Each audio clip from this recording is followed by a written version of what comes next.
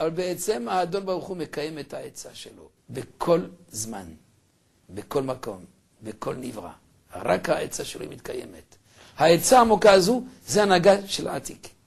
זה התוכנית של עתיק. והיא נמצאת בראש.